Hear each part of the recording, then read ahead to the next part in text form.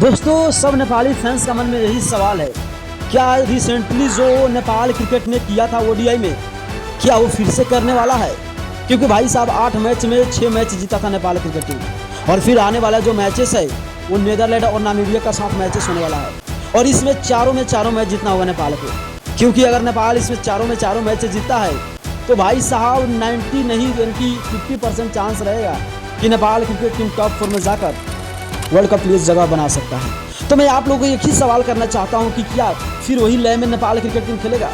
क्योंकि T20 में भी बेहतर किया था, ओडीआई में भी बेहतर किया था, मगर सब फैंस का एक ही सवाल है, क्या फिर से नेपाल क्रिकेट टीम वही दोहराएगा?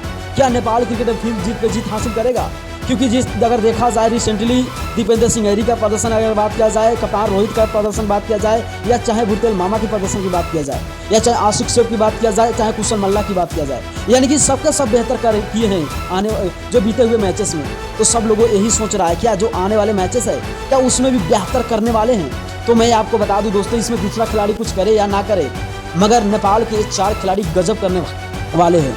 क्योंकि पहला दीपेंद्र सिंह ऐरी, दूसरा भुरतेल मामा, और तीसरा टाइगर दीपेंद्र सिंह ऐरी, उसके बाद संदीप लामे छाने और गुलशन झा जैसे खिलाड़ियों को कुछ बड़ा करना होगा।